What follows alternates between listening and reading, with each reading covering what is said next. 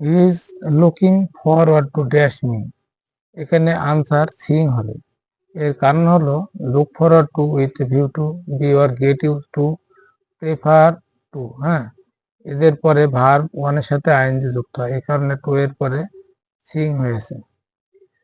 He ran fast lest he dash miss the train, এখানে answer should হবে। এর কারণ হলো লেস্টের পরে সাবজেক্ট বসে, এরপর শুড, এরপর ভার্ব ওয়ান বসে। It is high time you dash up smoking, এখানে গিভ হবে আর গেভ হবে, এখানে আনসার গেভ হবে। এর কারণ হলো ইট ইজ হাই টাইম, এরপর সাবজেক্ট বসে, তারপরে ভার্ব টু বসে।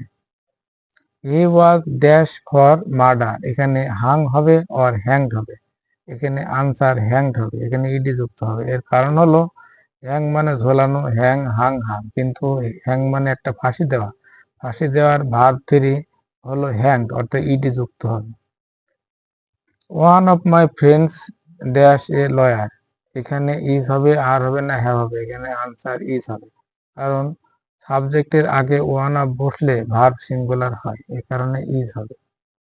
One should take care of dash health, এখানে ওয়ান হবে না ওয়ান্স হবে, এখানে খেয়াল করুন একটা ওয়ান আছে আর একটা ওয়ান্স আছে, এস যুক্ত আছে, এখানে দেখুন ওয়ানের অ্যাপোস্ট্রফি এস আছে।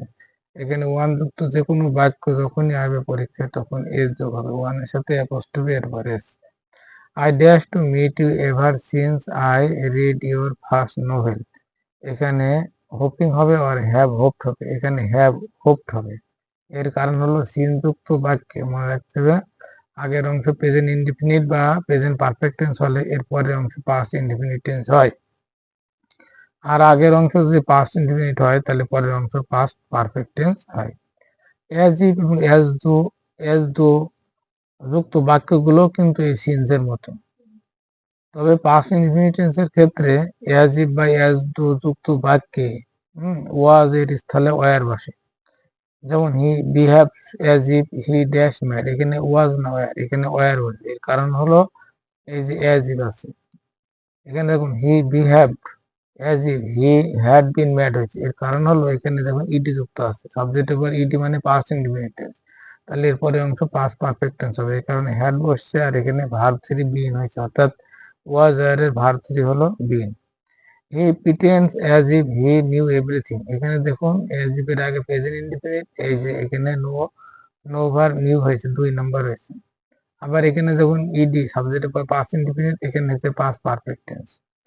হি wishes he dash a king, এখানে ওয়াজ না ওয়্যার, এখানে আনসার হবে ওয়্যার। এর কারণ হলো এই উইশ বা ইফ যুক্ত বাক্য যখন অসম্ভব কল্পনা প্রকাশ পায় তখন ওয়াজ এর স্থলে ওয়্যার বসে। আরেকটা উদাহরণ দেখুন, if I were a king I would help the poor, দৈর্ঘ্য, সময় এবং পরিমাণ সাবজেক্ট হিসেবে বসলে এবং এর আগে যদি সংখ্যা বসে তাহলে ভার্ব সিঙ্গুলার হয়। For example 60 Miles dash a long way, এখানে দেখুন 60 মাইল সংখ্যা বসেছে, এই কারণে ইজ হবে। আবার 10 hours dash a long time to wait, এখানে দেখুন এই দুইটা বাক্য কিন্তু ইজ হবে। তো ভালো থাকবেন, আর এই ভিডিওটি আপনাদের বিভিন্ন চাকরি পরীক্ষায় কাজে লাগবে, শেয়ার করে রাখবেন। আসসালামু আলাইকুম।